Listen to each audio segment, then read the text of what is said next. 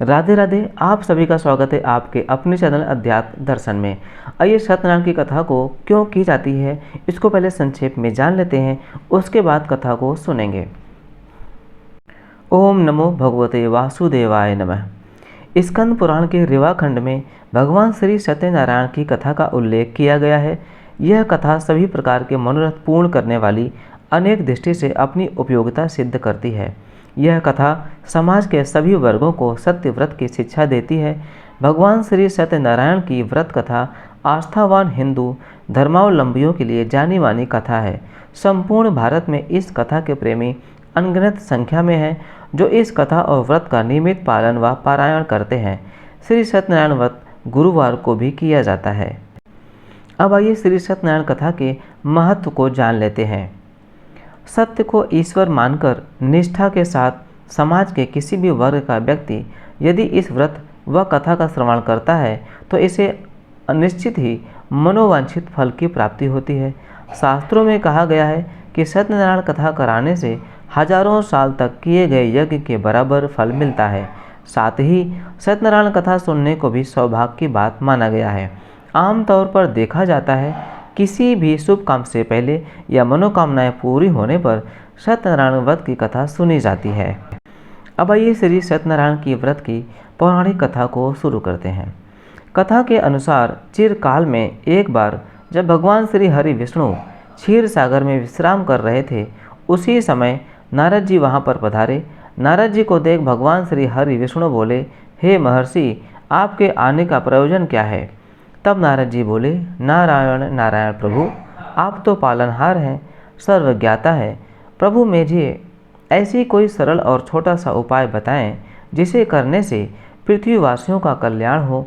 इस पर भगवान श्री हरि विष्णु बोले, हे देवर्षि, जो व्यक्ति सांसारिक सुखों को भोगना चाहता है और मरणोपरांत परलोक जाना चाहता है, उसे सत्यनारायण पूजा अवश्य करनी चाहिए। विष्णु जी द्वारा बताए गए व्रत का वृत्तांत व्यास मुनि जी द्वारा स्कंद पुराण में वर्णन करना, नैमिषारण्य तीर्थ में सुखदेव मुनि जी द्वारा ऋषियों को इस व्रत के बारे में बताना। सुखदेव मुनि जी ने कहा, और इस सत्यनारायण कथा के व्रत में आगे जिन लोगों ने व्रत किया, जैसे बूढ़ा लकड़हारा, धनवान सेठ, ग्वाला और लीलावती कलावती की कहानी इत्यादि, और आज यही एक सत्यनारायण कथा का भाग बन चुका है।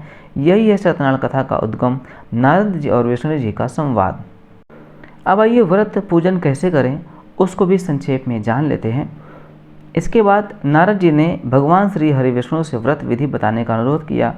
तब भगवान श्री हरि विष्णु जी बोले, सत्यनारायण व्रत करने के लिए व्यक्ति को दिन भर उपवास रखना चाहिए। श्री सत्यनारायण व्रत पूजनकर्ता को स्नान करके कोरे अथवा धुले हुए सूधे वस्त्र पहने, माथे पर तिलक लगाएं और शुभ मुहूर्त में पूजन शुरू करें। इस हेतु शुभ आसन पर पूर्व या उत्तर दिशा की ओर मुँह करके सत्यनारायण भगवान का पूजन करें। इसके पश्चात सत्यनारायण व्रत कथा का वाचन अथवा श्रवण करें। संध्या काल में किसी प्रकांड पंडित को बुलाकर सत्यनारायण की कथा श्रवण करवाना चाहिए।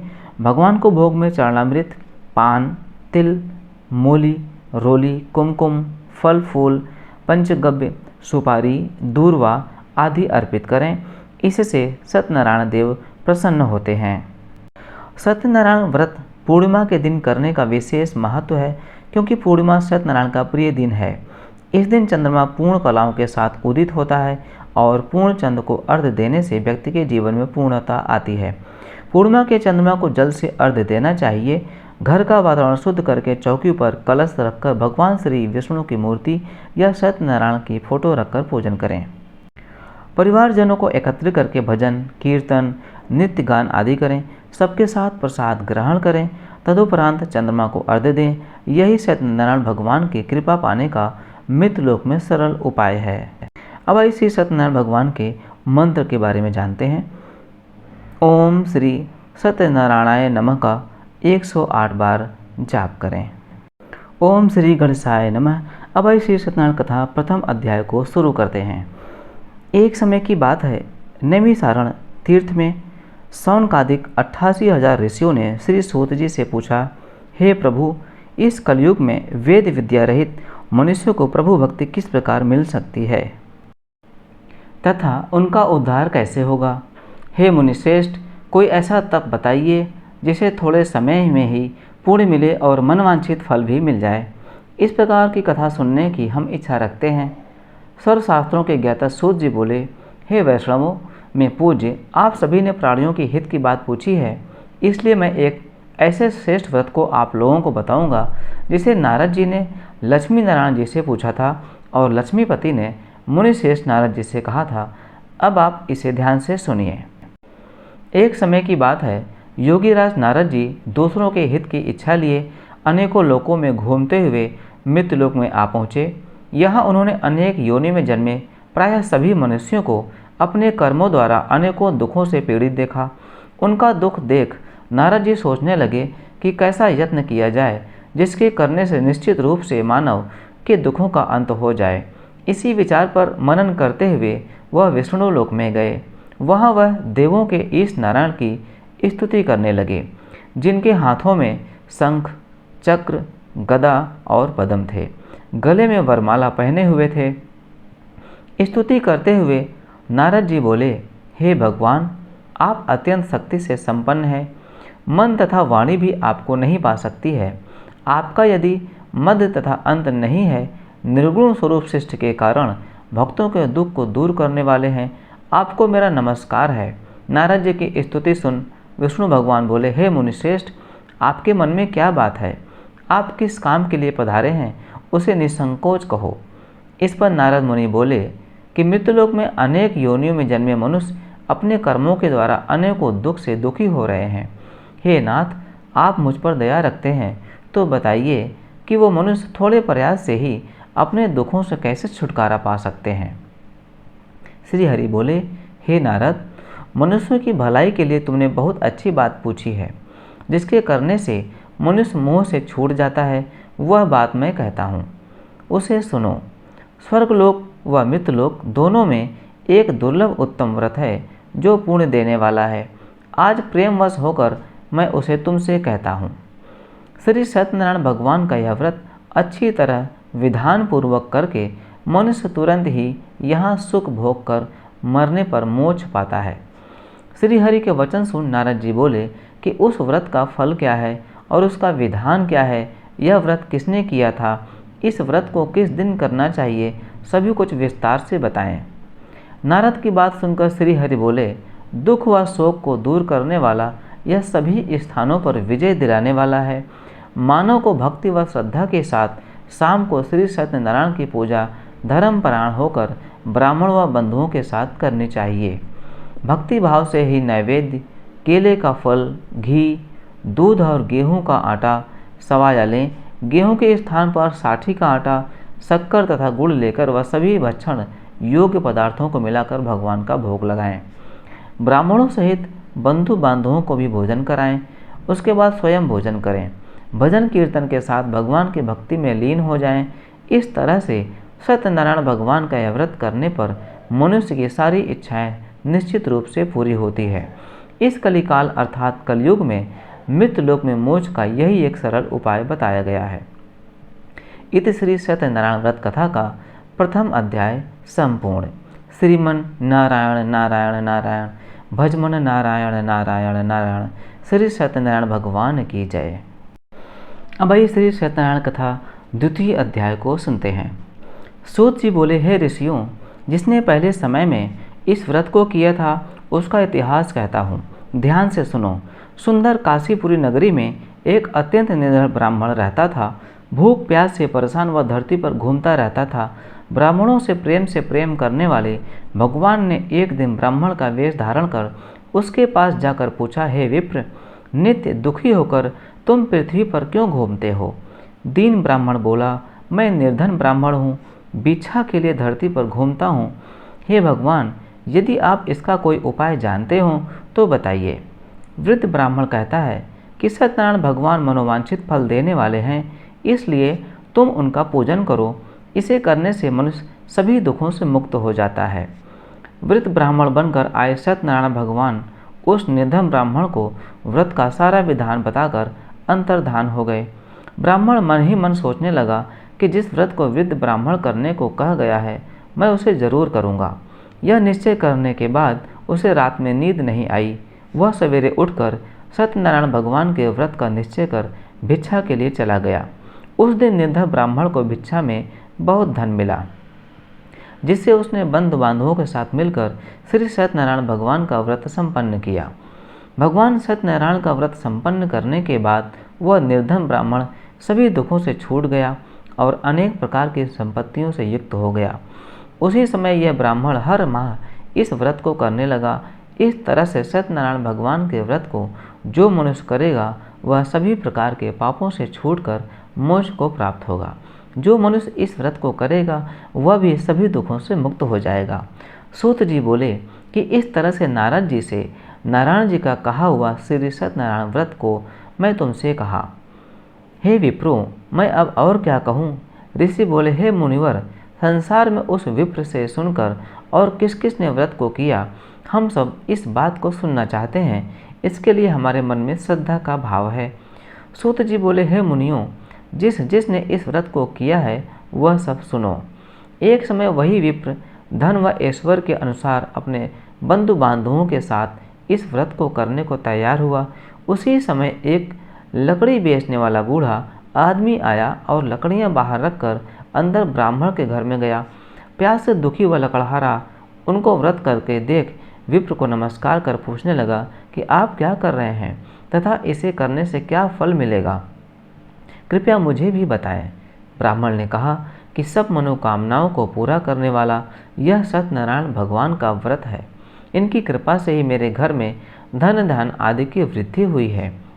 विप्र से सत्यनारायण व्रत के बारे में जानकर लकड़हारा बहुत प्रसन्न हुआ। चरणामृत लेकर वह प्रसाद खाने के बाद वह अपने घर गया। लकड़हारे ने अपने मन में संकल्प किया कि आज लकड़ी बेचने से जो धन मिलेगा उसी से श्री सत्यनारायण भगवान का उत्तम व्रत करूंगा। मन में इस विचार को ले बूढ़ा आदमी सिर पर लकड़ियां रख उस नगर में बेचने गया जहां धनी लोग ज़्यादा रहते थे। उस नगर में उसे अपनी लकड़ियों का दाम पहले से 4 गुना अधिक मिलता है। बूढ़ा प्रसन्नता के साथ दाम लेकर केले, शक्कर, घी, दूध, दही और गेहूं का आटा ले और सत्यनारायण भगवान के व्रत की अन्य सामग्रियां लेकर अपने घर गया। वहां उसने अपने बंधु बांधवों को बुलाकर विधि विधान से सत्यनारायण भगवान का पूजन और व्रत किया। इस व्रत के प्रभाव से वह बूढ़ा लकड़हारा धन, पुत्र आदि से युक्त होकर संसार के समस्त सुख भोग अंत काल में बैकुंठ धाम चला गया। इत श्री सत्यनारायण व्रत कथा का 2वां अध्याय संपूर्ण होता है। श्रीमन नारायण नारायण नारायण, भजमन नारायण नारायण नारायण। श्री सत्यनारायण भगवान की जय। अब आइए श्री सत्यनारायण कथा की 3 अध्याय को सुनते हैं। सूत जी बोले, हे श्रेष्ठ मुनियों, अब आगे की कथा कहता हूँ। पहले समय में उल्लामुख नाम का एक बुद्धिमान राजा था। वह सत्यवक्ता और जितेंद्रिय था। प्रतिदिन देव स्थानों पर जाता और निर्धनों को धन देकर उनके कष्ट दूर करता था। उसकी पत्नी कमल के समान मुख वाली तथा सती साध्वी थी। भद्रशिला नदी के तट पर उन दोनों ने सत्यनारायण भगवान का व्रत किया। उसी समय साधु नाम का एक वैश्य आया। उसके पास व्यापार करने के लिए बहुत सा धन भी था। राजा को व्रत करते देखकर वह विनय के साथ पूछने लगा, हे राजन, भक्तिभाव से पूर्ण होकर आप यह क्या कर रहे हैं? मैं सुनने की इच्छा रखता हूँ, तो आप मुझे बताएं। राजा बोले, हे साधु, अपने बंधु बांधवों के साथ पुत्र आदि की प्राप्ति के लिए एक महाशक्तिमान श्री सत्यनारायण भगवान का व्रत व पूजन कर रहा हूँ। राजन के वचन सुन साधु आदर से बोला, हे राजन, मुझे इस व्रत का सारा विधान कहिए। आपके कथानुसार मैं भी इस व्रत को करूँगा। मेरा भी संतान नहीं है और इस व्रत को करने से निश्चित रूप से मुझे संतान की प्राप्ति होगी। राजा से व्रत का सारा विधान सुन व्यापार से निवृत्त हो वह अपने घर गया। साधु वैश्य ने अपनी पत्नी को संतान देने वाले इस व्रत का वर्णन कर सुनाया और कहा कि जब मेरी संतान होगी तब मैं इस व्रत को करूँगा। साधु ने इस तरह के वचन अपनी पत्नी लीलावती से कहे। एक दिन लीलावती पति के साथ आनंदित हो सांसारिक धर्म में प्रवृत्त होकर सत्यनारायण भगवान की कृपा से गर्भवती हो गई। 10वें महीने में उसके गर्भ से एक सुंदर कन्या ने जन्म लिया। दिनों दिन वह ऐसे बढ़ने लगी जैसे कि शुक्ल पक्ष का चंद्रमा बढ़ता है। माता पिता ने अपनी कन्या का नाम कलावती रखा। एक दिन लीलावती ने मीठे शब्दों में अपने पति को याद दिलाया कि आपने सत्यनारायण भगवान के जिस व्रत को करने का संकल्प किया था उसे करने का समय आ गया है। आप इस व्रत को करिए। साधु बोला कि हे प्रिय, इस व्रत को मैं उसके विवाह पर करूँगा। इस प्रकार अपनी पत्नी को आश्वासन देकर वह नगर को चला गया। कलावती पिता के घर में रह वृद्ध को प्राप्त हो गई। साधु ने एक बार नगर में अपनी कन्या को सखियों के साथ देखा तो तुरंत ही दूत को बुलाया और कहा कि मेरी कन्या के योग्य वर देख कर आओ। साधु की बात सुनकर दूत कंचन नगर में पहुंचा और वहां देखभाल कर लड़की के सुयोग्य वाणिक पुत्र को ले आया।